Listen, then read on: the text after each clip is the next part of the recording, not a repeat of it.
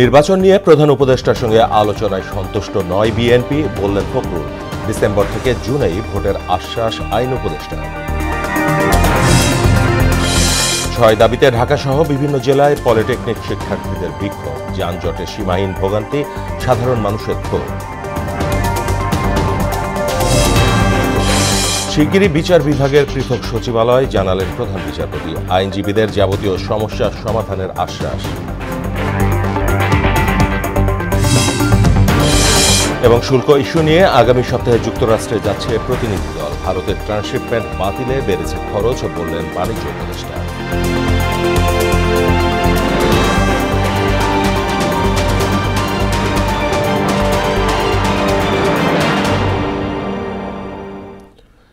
আসসালামু আলাইকুম, সবাইকে মোহনা সংবাদে স্বাগত। শুনছিলেন শিরোনাম, সঙ্গে আছি মাহমুদ হাসান। এবার বিস্তারিত। নির্বাচন নিয়ে কোনো সুনির্দিষ্ট রোডম্যাপ দেননি বিএনপি প্রধান উপদেষ্টা প্রফেসর মোহাম্মদ ইউনূস, এমনটা জানিয়েছেন বিএনপি মহাসচিব মির্জা ফখরুল ইসলাম আলমগীর। রাষ্ট্রীয় অতিথি ভবন যমুনায় বৈঠক শেষে তিনি বলেন, ডিসেম্বরের মধ্যে নির্বাচন না হলে দেশের পরিস্থিতি খারাপের দিকে যাবে, যা নিয়ন্ত্রণ কঠিন হবে। সংস্কার নিয়ে সব রাজনৈতিক দলের ঐক্যমতের বিষয়গুলোতে চার্টার করার পক্ষে মত দেন মির্জা ফখরুল। প্রধান উপদেষ্টা ও বিএনপির সঙ্গে বৈঠকের বিষয়ে আইন উপদেষ্টা জানান, নির্বাচন নিয়ে অহেতুক কালক্ষেপণ করা হবে না, কোনো অবস্থাতেই তা জুনের পরে যাবে না। নির্বাচনের সুনির্দিষ্ট রোডম্যাপ, যেটা আমরা বেশ কিছু কাল থেকেই বলে আসছি, সেই বিষয়ে তাদের সঙ্গে আমরা কথা বলেছি। আমরা বলেছি যে বর্তমানে রাজনৈতিক যে পরিস্থিতি আছে এবং দেশের যে অবস্থা, তাতে করে আমরা বিশ্বাস করি এখানে অতি দ্রুত একটি গ্রহণযোগ্য নির্বাচনের মধ্যে এই সমস্যাগুলোর সমাধান করতে হবে। ডিসেম্বরে সম্ভব হয়, ডিসেম্বরে না হলে জানুয়ারিতে এভাবে বুঝিয়েছি যে ডিসেম্বর থেকে জুন মানে যে আমরা ইচ্ছা করে একটু বেশি ক্ষমতা ভোগ করার জন্য বা এমনি অকারণে আমরা 1 মাস 2 মাস বেশি ক্ষমতা থাকলাম, মোটেও সেটা না। ডিসেম্বরে থেকে জুনের মধ্যে যত তাড়াতাড়ি সম্ভব। ৬ দফা দাবিতে রাজধানীর সড়ক অবরোধ করে আন্দোলন করছেন পলিটেকনিক শিক্ষার্থীরা। সকাল 10:30টার দিকে 7 রাস্তা মোড়সহ তেজগাঁও ও শিল্পাঞ্চল এলাকা সড়ক অবরোধ করলে ওই এলাকায় সৃষ্টি হয় তীব্র যানজট। দাবি আদায়ে বৃহস্পতিবার থেকে অসহযোগ আন্দোলনের ঘোষণা দেন শিক্ষার্থীরা। এদিকে সড়ক অবরোধ করে জনভোগান্তির সমালোচনা করে আলোচনার মাধ্যমে সমস্যার সমাধানের আহ্বান জানান সাধারণ মানুষ। মুনতাসির মামুনের প্রতিবেদন, জানাচ্ছেন সুরাইয়া মুন্নি। বুধবার সকাল 10টার দিকে রাজধানীর 7 রাস্তা মোড়ে অবস্থান নেন তেজগাঁও পলিটেকনিক ইনস্টিটিউটের শিক্ষার্থীরা। ল্যাব সহকারীকে জুনিয়র ইনস্ট্রাক্টর হিসেবে পদোন্নতি, ডিপ্লোমা ইঞ্জিনিয়ারদের 10ম গ্রেডে নিয়োগ ও কারিগরি সেক্টরে টেকনিক্যাল জনবল নিয়োগ সহ 6 দফার দাবি জানান তারা। 1 নম্বর দাবি হচ্ছে এই যে ক্রাফট ইনস্ট্রাক্টর যারা এই রায়ের সাথে জড়িত, তাদের অনতিবিলম্বে 18 জন, মেবি 18 জন, এই 18 জনকে যত দ্রুত সম্ভব চাকরিচ্যুত করতে হবে। কারিগরি শিক্ষায় শিক্ষিত জনবল নিয়োগ দিতে হবে। কারিগরি সকল বিভাগীয় শহরগুলোতে প্রকৌশলী বিশ্ববিদ্যালয় স্থাপন করতে হবে। যৌক্তিক দাবি বাস্তবায়ন করা না হলে আমরা রাজপথে আরো কঠোর কর্মসূচিতে যাব। শিক্ষার্থীরা বলছেন, আগেও একাধিকবার একই দাবি উত্থাপন করা হলেও কেউ কর্ণপাত করেনি, তাই রাস্তা অবরোধ করতে বাধ্য হয়েছেন তারা। যতক্ষণ পর্যন্ত আমাদের 10ম গ্রেডে না হচ্ছে, 6 দফা আদায় না হচ্ছে, ততক্ষণ পর্যন্ত আমাদের এই কার্যক্রম চলমান থাকবে। আমাদের প্র্যাকটিক্যাল ক্লাসগুলো থাকে, তখন দেখা যায় তাদের আমরা ফোন দিয়ে আনতে হয়, অনেক সময় ফোন দিয়েও আমরা পাই না। আমরা ল্যাব ক্লাসের জন্য যাই, রুমে খোঁজার জন্য তারা থাকে না, তখন তালা বন্ধ থাকে, তাদের ঠিকভাবে তাদের দায়িত্ব পালন করে না। যেখানে অনলি প্রতি ডিপার্টমেন্টে 120টা বা তার চেয়ে কম পরিমাণের সিট রয়েছে, এই সিটটা যেন বৃদ্ধি করা হয়। একটা ক্রাফট ইনস্ট্রাক্টর হয়ে কখনো শিক্ষক হইতে পারবে না। শিক্ষক যদি সে হয়ে থাকে, তাহলে শিক্ষার্থীদের সে কি দিক নির্দেশনা দেবে, কি পড়াইবে? সড়ক অবরোধ করায় 7 রাস্তা ও তেজগাঁ শিল্পাঞ্চল এলাকায় সৃষ্টি হয় তীব্র যানজট। অবস্থা এতটাই বেগতিক যে অনেকে বাস থেকে নেমে পায়ে হেঁটে গন্তব্যে রওনা দেন। রাস্তা অবরোধ আন্দোলনের সমালোচনাও করেন তারা। দাবি না মানা পর্যন্ত রাজপথ না ছাড়ার হুঁশিয়ারি দিয়েছেন শিক্ষার্থীরা। সুরাইয়া মুন্নি, মোহনা সংবাদ, ঢাকা। এদিকে 6 দফা দাবিতে সারা দেশেও বিক্ষোভ করেছেন সরকারি বেসরকারি পলিটেকনিক ইনস্টিটিউটের শিক্ষার্থীরা। প্রতিনিধিদের তথ্যে ডেস্ক রিপোর্ট। ছয় দফা দাবি আদায়ের লক্ষ্যে ঢাকা সিলেট মহাসড়ক অবরোধ করে নরসিংদী পলিটেকনিক ইনস্টিটিউটের শিক্ষার্থীরা। পরে নরসিংদীর জেলা প্রশাসক ও পুলিশ সুপারের আশ্বাসে দুপুর 12:30টার দিকে অবরোধ তুলে নেয় তারা। ঢাকা চট্টগ্রাম মহাসড়ক অবরোধ করে কুমিল্লা পলিটেকনিক ইনস্টিটিউটের শিক্ষার্থীরা জানান, 6 দফা দাবি বাস্তবায়ন না হলে কঠোর কর্মসূচি দিবেন তারা। 6 দফা দাবি আদায়ের লক্ষ্যে আন্দোলনে নেমেছে ময়মনসিংহের পলিটেকনিক ইনস্টিটিউটের শিক্ষার্থীরাও। ক্যাম্পাসে বিক্ষোভ শেষে ঢাকা ময়মনসিংহ মহাসড়কের বাইপাস মোড়ে ব্লকেড কর্মসূচি পালন করেন শিক্ষার্থীরা। বরগুনা পলিটেকনিক ইনস্টিটিউটের সকল সাধারণ শিক্ষার্থীগণ মহামান্য হাইকোর্ট ক্রাফট ইন্সট্রাক্টরদের জুনিয়র ইন্সট্রাক্টর হিসেবে পদোন্নতির প্রতিবাদে বিক্ষোভ মিছিল করেছেন। কুষ্টিয়ায় সরকারি বেসরকারি পলিটেকনিক ইনস্টিটিউটের শিক্ষার্থীরা 6 দফা দাবিতে বিক্ষোভ মিছিল করেন। পরে জেলা প্রশাসকের কাছে স্মারকলিপি প্রদান করেন। সিলেট পলিটেকনিক ইনস্টিটিউটের শিক্ষার্থীরাও 6 দফা দাবি আদায়ে সিলেটের প্রবেশপথ চণ্ডীরপুল পয়েন্টে অবস্থান নেন। জানান, দাবি আদায় না হওয়া পর্যন্ত তাদের কর্মসূচি চলবে। সিরাজগঞ্জে পলিটেকনিক ইনস্টিটিউটের শিক্ষার্থীরা সড়ক অবরোধ ও বিক্ষোভ মিছিল করেছে। বিক্ষোভ মিছিল নিয়ে শহরের রেলগেটে সড়ক অবরোধ করে শিক্ষার্থীরা। পরে সেনাবাহিনী ও প্রশাসনের হস্তক্ষেপে অবরোধ প্রত্যাহার করে নেন। 6 দফা দাবিতে রাজশাহীর রেলগেট সড়ক অবরোধ করে বিক্ষোভ করেছে পলিটেকনিক ইনস্টিটিউটের শিক্ষার্থীরা। দুপুর 12টা থেকে নগরীর রেলগেট এলাকা অবরোধ করে জানান, 6 দফা দাবি পূরণ না হওয়া পর্যন্ত আন্দোলন চালিয়ে যাবে। মোহাম্মদ ওয়ালিউল্লাহ, মোহনা সংবাদ। উপাচার্যের পদত্যাগ দাবিতে দ্বিতীয় দিনের মতো আন্দোলন করছে খুলনা প্রকৌশল ও প্রযুক্তি বিশ্ববিদ্যালয়ের শিক্ষার্থীরা। বিক্ষোভ সমাবেশ শেষে ভিসির পদত্যাগের এক দফা দাবি জানান তারা। নতুন ভিসির অধীনে নিরপেক্ষ কমিটির মাধ্যমে শিক্ষার্থীদের নামে মামলার বিষয়ে তদন্তের দাবিও জানানো হয়। শহীদুল হাসানের প্রতিবেদন, জানাচ্ছেন তাহসিন তারে।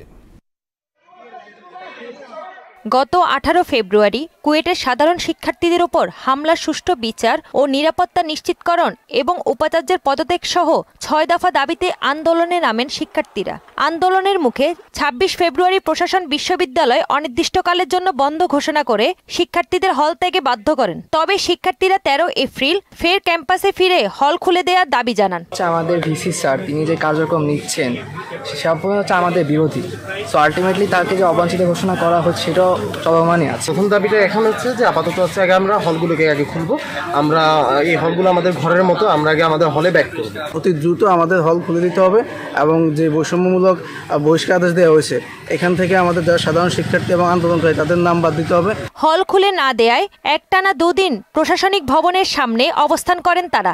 তবে বিশ্ববিদ্যালয় কর্তৃপক্ষ 2 মে আবাসিক হল খোলার এবং 4 মে একাডেমিক কার্যক্রম খোলার ঘোষণা দেন। শিক্ষার্থীরা প্রশাসনের এইসব সিদ্ধান্তকে নাকচ করে হলের তালা ভেঙে হলে প্রবেশ করেন। 6 দফা দাবি থেকে তারা এখন ভিসি পদত্যাগের 1 দফা দাবি জানান। আমরা 6 দফা থেকে 1 দফা ঘোষণা করছি। এই ভিসিকে অপসারণ আমাদের একমাত্র দাবি। একই সাথে নতুন ভিসির অধীনে নিরপেক্ষ তদন্ত কমিটির মাধ্যমে নিরপেক্ষ তদন্তের দাবি জানাচ্ছে। এদিকে শিক্ষার্থীরা বিশ্ববিদ্যালয় সিন্ডিকেট সভার সিদ্ধান্তে শ্রদ্ধাশীল হবে জানিয়ে শিক্ষকরা বলেন তারা যেন হল থেকে চলে যায়। আমরা চাচ্ছি ওরা সিন্ডিকেটের সিদ্ধান্তের প্রতি শ্রদ্ধাশীল হয়ে ওরা যে তালা ভেঙে হলে ঢুকছে এটা ওরা হল যদি সম্ভব হয় ওরা হল থেকে চলে যাক। ভাইস চ্যান্সেলর তারা যা চাওয়া পাওয়া তাদের মিটাইতে পারছে না, এরকম হইতে পারে। কিন্তু আমরা যারা সাধারণ শিক্ষক আমরা যারা আছি আমরা মনে হচ্ছে যে ছাত্ররা আসলে ভুল পথে আছে। শিক্ষার্থীদের হলে প্রবেশ করা বেআইনি হয়েছে এবং পদত্যাগের বিষয়ে বিশ্ববিদ্যালয় সিন্ডিকেট সিদ্ধান্ত নেবেন বলে জানান উপাচার্য অধ্যাপক মোহাম্মদ মাসুদ। ছাত্রদেরকে কোনো কিছুতে ফোর্স অ্যাপ্লাই করি না, আমি জোর করি না কোনো কিছুতে। যেহেতু জোর করি না, এখন যদি ওরা ওইটা করে এটা কাজটা বেআইনি হবে। সিন্ডিকেট যেহেতু এই তদন্ত কমিটি করেছিল তাই তদন্ত কমিটি তাদের রিপোর্ট সিন্ডিকেটে দিয়েছে, সিন্ডিকেটে জমা দিয়েছে। ইভেন আমিও নেইনি রিপোর্ট, ওইখানে সিলগালা করা অবস্থা তারা জমা দিয়েছে। শুধু কুয়েট নয়, আন্দোলনের ঢেউ পৌঁছেছে দেশের অন্যান্য প্রতিষ্ঠানেও। তাহসিন তারিন, মোহনা সংবাদ। অচিরেই বিচার বিভাগের পৃথক সচিবালয় বাস্তবায়ন হবে বলে জানিয়েছেন প্রধান বিচারপতি ডক্টর সৈয়দ রেফাত আহমেদ। সকালে সুপ্রিম কোর্ট রিপোর্টার্স ফোরাম কার্যালয় পরিদর্শনে এসে একথা জানান তিনি। এ সময় স্বাধীন বিচার বিভাগ প্রতিষ্ঠা করতে আইনজীবী ও সাংবাদিকদের সহায়তা কামনা করেন প্রধান বিচারপতি। এ সময় সুপ্রিম কোর্টের রেজিস্ট্রার জেনারেল সহ কর্মকর্তারা উপস্থিত ছিলেন। এ সময় প্রধান বিচারপতি আইনজীবীদের নানান অসুবিধার কথা শোনেন, আশ্বাস দেন সমাধানের। এদিন হাইকোর্টের নানান উন্নয়নমূলক অবকাঠামো পরিদর্শন করেন প্রধান বিচারপতি। Head of Delegation of the European Union, Mr. Michael Miller, the Swedish Ambassador Nicholas Weeks, and the UNDP Resident Representative Stefan Lilla, in very strong and firm words, have extended all-out support to the judiciary and indeed this government. বাংলাদেশের সামনে অনেক challenge রয়েছে, যা মোকাবেলায় জনগণের ভূমিকা সবচেয়ে গুরুত্বপূর্ণ বলে জানিয়েছেন মার্কিন পররাষ্ট্র দপ্তরের মুখপাত্র ট্যামি ব্রুস। স্থানীয় সময় মঙ্গলবার ওয়াশিংটন ডিসিতে মার্কিন পররাষ্ট্র দপ্তরে নিয়মিত ব্রিফিংয়ে এসব কথা বলেন তিনি। ঢাকায় সাম্প্রতিক প্রতিবাদ বিক্ষোভ, ওসামা বিন লাদেনের ছবি প্রদর্শন এবং মার্কিন ব্র্যান্ড কোকা-কোলা ও কেএফসির বিরুদ্ধে অ্যান্টিসেমিটিক প্রচারণা নিয়ে সাংবাদিকদের প্রশ্নে তিনি বলেন, বাংলাদেশের পরিস্থিতি নিয়ে তারা সচেতন এবং বিষয়গুলো অত্যন্ত গুরুত্ব সহকারে বিবেচনা করা হচ্ছে। Ultimately, the future of Bangladesh is going to be decided by the Bangladeshi people. They're facing what you've been describing for some, and in others that, of course, we've seen the reports as well. And, elections matter. We know, I don't want it to sound trite here, but it's true. Democracy matters, and actions by people matter to confront issues that might, in fact, as we've seen over the last 20, 25 years, destroy their lives. It's pretty clear what the choices are for many nations on this planet. বাণিজ্য ঘাটতি কমানোর বিষয়ে আলোচনা করতে অর্থ উপদেষ্টার নেতৃত্বে আগামী সপ্তাহে যুক্তরাষ্ট্র যাচ্ছে সরকারের উচ্চ পর্যায়ের একটি দল। বাণিজ্য উপদেষ্টা শেখ বশির উদ্দিন জানান, সফরকালে মার্কিন শুল্ক বিষয়ক কর্মকর্তাদের সঙ্গে বৈঠক করবে প্রতিনিধি দলটি। ভারত ট্রান্সশিপমেন্ট বাতিল করায় ২,০০০ কোটি টাকার বাণিজ্য খরচ বেড়েছে বলেও জানান উপদেষ্টা। শামীমুজ্জামান চৌধুরীর রিপোর্ট।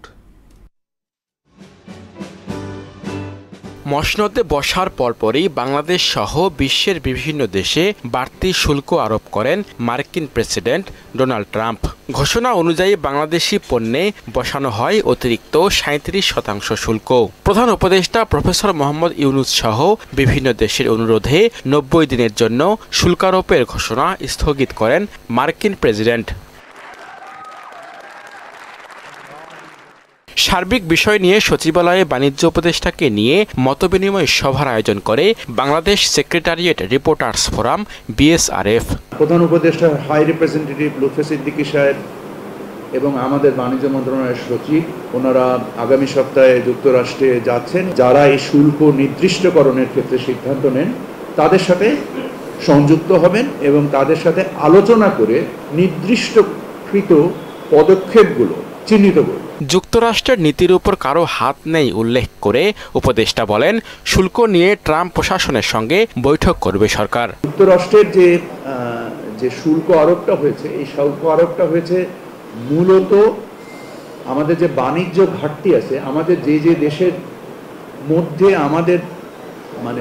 আমাদের বাণিজ্য যেখানে বেশি, আমাদের রপ্তানি বেশি আমদানি কম, এর মধ্যে যুক্তরাষ্ট্র একটা অন্যতম দেশ এবং যুক্তরাষ্ট্র ক্রেতা হিসেবে আমাদের একক বৃহত্তম দেশ। তো আমাদের জন্য বিষয়টা ডেফিনেটলি চিন্তা। এক প্রশ্নের জবাবে তিনি বলেন, ভারত সরকার ট্রান্সশিপমেন্ট বাতিল করায় বাণিজ্য ক্ষেত্রে বাংলাদেশের প্রায় ২,০০০ কোটি টাকা খরচ বেড়েছে। আমাদের এই ২,০০০ কোটি টাকার খরচ আর ২,০০০ কোটি টাকা থাকবে না, এটা 0 টাকা থেকে মাইনাস টাকায় আনার চেষ্টা করছি। তবে ভারত বা পাকিস্তান নয়, দেশের স্বার্থে সব দেশের সঙ্গে সরকার কাজ করবে বলেও জানান বাণিজ্য উপদেষ্টা। বাংলাদেশিরা আমার কাছে more important than any other country. Shamimuzzaman Chowdhury, Mohona সংবাদ, ঢাকা। ঢাকা নারায়ণগঞ্জ রুটে কমিউটার ট্রেন চলাচলে কথা রাখেনি রেল কর্তৃপক্ষ। কাগজে কলমে ঘণ্টায় গড়ে 2টি করে ট্রেন ছাড়ার কথা থাকলেও বাস্তবতা একেবারেই ভিন্ন। যাত্রীদের অভিযোগ 1.5 থেকে 2 ঘন্টাতেও মেলে না একটি ট্রেন। কর্তৃপক্ষ বলছে রেলওয়ে ট্র্যাক স্বল্পতার কারণে ট্রেনের সংখ্যা বাড়ানো সম্ভব হচ্ছে না। মাহবুব হাসান রিপনের প্রতিবেদনে বিস্তারিত। গেল ২৬ মার্চ ঢাকা নারায়ণগঞ্জ রুটে মেট্রো রেলের আদলে চালু হয় কমিউটার ট্রেন সার্ভিস। পুরাতন কোচ সংস্কার করে নতুন এই সেবা চালুর উদ্দেশ্য অধিক যাত্রী পরিবহন। তবে সেবা চালুর ২০ দিন যেতে না যেতেই প্রশ্ন উঠেছে প্রতিশ্রুতি ও মান নিয়ে। কাগজে কলমে এই রুটে ১৬ জোড়া ট্রেন চলা সহ ঘন্টায় গড়ে ২টি করে ট্রেন ছাড়ার কথা। তবে যাত্রীদের অভিযোগ ট্রেনের জন্য অপেক্ষা করতে হয় ১.৫ থেকে ২ ঘন্টা। এখানে স্টেশনে দেখা যাচ্ছে যে প্রায় সময় ১.৫ ঘন্টা ২ ঘন্টা বসে থাকতে লাগে।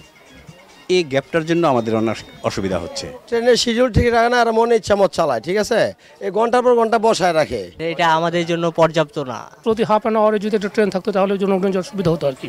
মেট্রো রেলের আদলে করা কমিউটার ট্রেনে নারী যাত্রীদের জন্য আলাদা কোচ বরাদ্দ করা হয়। তবে সরেজমিনে দেখা যায় নিয়মের তোয়াক্কা না করে পুরুষরাও দেদারসে সওয়ার হচ্ছেন সেই কোচে। ঠিক আছে মহিলাদের জন্য, হ্যাঁ, কিন্তু ছেলে মেয়ে সবাই বসে এখানে। অসুবিধা হয় না? কি করবেন, মানে অন্য জায়গায় সিট পায় না, ওই জন্য বসে। জায়গা নাই তো ভাই, লিখে এখানে বসছি ভাই। না ভাই, না ভাই, না। সেবার মান নিয়ে যাত্রীদের অভিযোগ অস্বীকার করেছেন ঢাকা রেলওয়ে স্টেশন ম্যানেজার। প্রতিদিন নিয়মিত চলতেছে এবং সঠিক সময় যাচ্ছে, সঠিক সময় আসতেছে এবং যাত্রীরা এই সার্ভিস গ্রহণ করে অনেক সন্তুষ্ট। Peak hour off peak hour আছে আমাদের। পিক আওয়ারে আপনার আধা ঘন্টা পরেও ট্রেন আছে, আর অফ পিক আওয়ারে একটু গ্যাপ হয়। রেলওয়ে ট্র্যাক ও ট্রেন স্বল্পতার কথা স্বীকার করে বিভাগীয় রেলওয়ে ব্যবস্থাপক বলেন, ডাবল লাইন প্রকল্পের কাজ শেষ হলে বাড়ানো হবে ট্রেনের সংখ্যা। নারায়ণগঞ্জের যে আমাদের ডিমান্ড, অত্যন্ত হাই ডিমান্ড আছে আমাদের, কিন্তু আমরা আমাদের সীমাবদ্ধতার কারণে চালাতে পারছিলাম না। যখন ডাবল লাইন হয়ে যাবে তখন একটা লাইনে যাবে নারায়ণগঞ্জ, আর একটা লাইনে ট্রেন আসবে, তখন আপনি খুব অল্প সময়ে মানুষজন ঢাকা চলে আসতে পারবে। পড়ে থাকা ফাঁকা রেল লাইন প্রমাণ করে না লাইনের সংকট। তবুও কমিউটার ট্রেনের সেবার মান বৃদ্ধিতে যাত্রী সহ সবার সহায়তা চেয়েছেন রেলওয়ের এই কর্মকর্তা। শর্ট ডিস্টেন্সে যেটা হয়, যাত্রীরা দ্রুত যেতে চায়। মাহবুব হাসান রিপন, মোহনা সংবাদ, ঢাকা। মুখ্য থাকে না ঢাকা থেকে। দুর্বৃত্তদের আগুনে পুড়ল ঢাকায় আনন্দ শোভাযাত্রার মোটিভ নির্মাণকারী শিল্পী মানবেন্দ্র ঘোষের মানিকগঞ্জের বাড়ি। মঙ্গলবার রাতে এ ঘটনা ঘটেছে বলে জানিয়েছে মানবেন্দ্রের পরিবার। পহেলা বৈশাখে শেখ হাসিনার মুখাকৃতি বানানোর কারণে মানবেন্দ্রের বাড়িতে আগুন দেয়া হয়েছে বলে ধারণা করা হচ্ছে। যদিও মানবেন্দ্র ঘোষের দাবি, শেখ হাসিনার মুখাকৃতি নয়, তিনি শুধু বাঘের মোটিভ তৈরি করেছেন।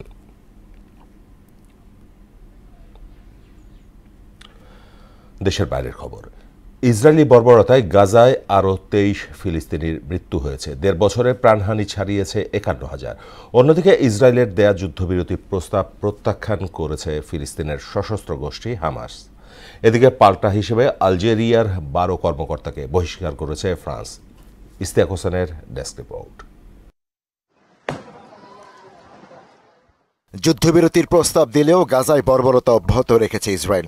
দৃশ্যত এক মহাকবরস্থানে পরিণত হওয়া গাজায় বেড়েই চলেছে মৃত্যু মিছিল। সবশেষ নুসেইরাত, রাফা সহ বিভিন্ন অঞ্চলে হামলা চালিয়ে আরও ২৩ ফিলিস্তিনিকে হত্যা করেছে ইসরায়েল। গত ১৮ মার্চ গাজায় নতুন করে চালানো হামলায় প্রাণ গেছে ১,০০৬ শতাধিক ফিলিস্তিনির, আর ১.৫ বছরে প্রাণহানি ছাড়িয়েছে ৫১,০০০। ইসরায়েলের দেয়া ৬ সপ্তাহের যুদ্ধবিরতি চুক্তির প্রস্তাব প্রত্যাখ্যান করেছে ফিলিস্তিনের সশস্ত্র গোষ্ঠী হামাস। প্রস্তাবে হামাসকে অস্ত্র সমর্পণের শর্ত জুড়ে দেয় ইসরায়েল। শর্ত নাকচ করে হামাস বলছে, স্থায়ীভাবে যুদ্ধ বন্ধ অথবা গাজা থেকে সেনা প্রত্যাহারে কোনো প্রতিশ্রুতি দেয়নি তেল আবিব, তাই যুদ্ধবিরতির প্রস্তাব আমলে নেওয়ার কোনো কারণ নেই। এদিকে গাজায় বর্বরতার প্রতিবাদে ইসরায়েলি নাগরিকদের প্রবেশে নিষেধাজ্ঞা দিয়েছে মালদ্বীপ সরকার। মঙ্গলবার প্রেসিডেন্ট মোহাম্মদ মইজু সংসদে পাশ হওয়া এ সংক্রান্ত প্রস্তাবে স্বাক্ষর করেন। যুক্তরাষ্ট্রের নতুন বাজেট প্রস্তাবনায় জাতিসংঘ শান্তিরক্ষী মিশনে অর্থায়ন বাতিলের সুপারিশ করেছে ট্রাম্প প্রশাসন। মালি, লেবানন এবং কঙ্গো প্রজাতন্ত্রে শান্তিরক্ষী মিশনের ব্যর্থতার কথা উল্লেখ করে খসড়া প্রস্তাবটি তৈরি করেছে ব্যবস্থাপনা ও বাজেট কার্যালয় OMB। ওদিকে ১২ ফরাসি কূটনীতিককে বহিষ্কারের একদিনের মাথায় পাল্টা হিসেবে আলজেরিয়ার ১২ কর্মকর্তাকে বহিষ্কার করেছে ফ্রান্স সরকার। একই সাথে আলজিয়ার্সে নিজেদের রাষ্ট্রদূতকেও প্রত্যাহারের ঘোষণা দেয় ফরাসি কর্তৃপক্ষ। ইশতিয়াক হোসেন, মোহনা সংবাদ। এবারে খেলার খবর। ফুটবল। উয়েফা চ্যাম্পিয়ন্স লিগে কোয়ার্টার ফাইনালের দ্বিতীয় লেগ পর্বে আজ মুখোমুখি হবে রিয়াল মাদ্রিদ ও আর্সেনাল। সান্তিয়াগো বার্নাবুতে বাংলাদেশ সময় রাত ১টায় শুরু হবে খেলা। শেষ ৪-এ যেতে হলে আজ বড় জয় পেতে হবে লস ব্ল্যাঙ্কোসদের। এদিকে একই সময়ে ইতালির সান সিরোতে ইন্টার মিলানের বিপক্ষে নামবে জার্মান জায়ান্ট বায়ার্ন মিউনিখ। সেমির দৌড়ে মিলান এগিয়ে থাকলেও সম্ভাবনা আছে বাভারিয়ানদেরও। বাকিটা জানাচ্ছেন মুদাসসির আলী। চ্যাম্পিয়ন্স লিগে শেষ 8-এর প্রথম লেগে আর্সেনালের বিপক্ষে 3-0 গোলে হেরে যায় রিয়াল মাদ্রিদ। ফলে দ্বিতীয় লেগের সমীকরণ বেশ কঠিন। সান্তিয়াগো বার্নাবুতে নিজেদের দুর্গ অক্ষত রেখে গানারদের জালে কমপক্ষে 4 বার বল পাঠাতে হবে লস ব্লাঙ্কোসদের। সেজন্য দল সামর্থ্যের সবটুকু দিয়ে খেলবে বলে জানালেন কোচ আনচেলত্তি। কেবল একটি বিষয়ে আমরা নিশ্চিত নই যে আমরা কাঙ্ক্ষিত ফল পাবো কিনা, কিন্তু নিশ্চিতভাবেই আমরা সবটুকু ঢেলে দিব। প্রস্তুত আছে আর্সেনালও। চ্যাম্পিয়ন্স লিগের ইতিহাসে মাত্র 2 বার সেমিফাইনাল যেতে পেরেছে দলটি। তৃতীয়বার ওঠার লক্ষ্যে মাদ্রিদের বিপক্ষে সজাগ থাকার কথা জানালেন কোচ মিকেল আর্তেতা। ভালোভাবে প্রস্তুতি নিলেই যা অর্জন করার আকাঙ্ক্ষা থাকে সে ব্যাপারে একটা বিশ্বাস জন্মে, তারপরেই সেই লক্ষ্যে জোর দিয়ে ধাপে ধাপে এগিয়ে যেতে হয়। প্রথম লেগে লাল কার্ড পাওয়ায় দ্বিতীয় লেগে মাদ্রিদ জার্সিতে থাকছেন না কামাভিঙ্গা। তার বদলে দেখা যেতে পারে টি চুয়ামেনিকে। এদিকে নিষেধাজ্ঞা কাটিয়ে আর্সেনালে ফিরছেন রাহিম স্টার্লিং। অন্যদিকে বায়ার্ন মিউনিখের বিপক্ষে এগিয়ে থাকলেও ঘরের মাঠে দ্বিতীয় লেগে নির্ভার থাকতে নারাজ inter Milan coach Simeone Inzaghi. প্রতিপক্ষের মান সম্পর্কে আমরা খুব ভালোভাবেই জানি। আমাদের সঠিক মনোভাব নিয়ে দুর্দান্ত একটি ম্যাচ খেলতে হবে। প্রথম লেগে 2-1 গোলে হেরে পিছিয়ে বায়ার্ন মিউনিখ। দ্বিতীয় লেগে বাভারিয়ানরা কোনো মতে 1 গোলের জয় পেলে পাল্টে যেতে পারে ফলাফল। তখন ভাগ্য নির্ধারণ হতে পারে টাই ব্রেকারে। মুদাসসির আলী, মোহনা সংবাদ। ক্রিকেট আইসিসির ম্যাচ সেরা মার্চ মাসের সেরা খেলোয়াড় নির্বাচিত হয়েছেন ভারতীয় ব্যাটসম্যান শ্রেয়াস আয়ার। ভারতকে চ্যাম্পিয়ন্স ট্রফি জেতাতে গুরুত্বপূর্ণ ভূমিকা রেখেছিলেন এই ব্যাটার। সেরা হওয়ার দৌড়ে পেছনে ফেলেছেন নিউজিল্যান্ডের জ্যাকব ডাফি ও রাচিন রবীন্দ্রকে। চ্যাম্পিয়ন্স ট্রফিতে সর্বোচ্চ 243 রান সংগ্রাহক ছিলেন আয়ার। এদিকে নারী ক্রিকেটে মার্চ মাসের সেরা হয়েছে জর্জিয়া ভল। আন্তর্জাতিক ক্রিকেটে অভিষেকের চতুর্থ মাসেই মাস সেরার খেতাব জিতে নিলেন অস্ট্রেলিয়ার এই আগ্রাসী ওপেনার। শেষ করব মোহনা সংবাদ, যাবার আগে শিরোনামগুলো আরও।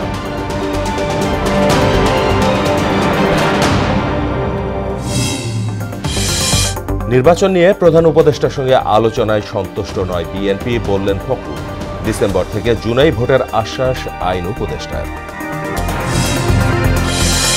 6 দাবিতে ঢাকাসহ বিভিন্ন জেলায় পলিটেকনিক শিক্ষার্থীদের বিক্ষোভ, যানজটের সীমাহীন ভোগান্তি, সাধারণ মানুষের ক্ষোভ। শিগগিরই বিচার বিভাগের পৃথক সচিবালয়, জানালেন প্রধান বিচারপতি। আইনজীবীদের যাবতীয় সমস্যার সমাধানের আশ্বাস। এবং শুল্ক ইস্যু নিয়ে আগামী সপ্তাহে যুক্তরাষ্ট্রে যাচ্ছে প্রতিনিধি দল। ভারতের ট্রান্সশিপমেন্ট বাতিলে বেড়েছে খরচ, বললেন বাণিজ্য উপদেষ্টা।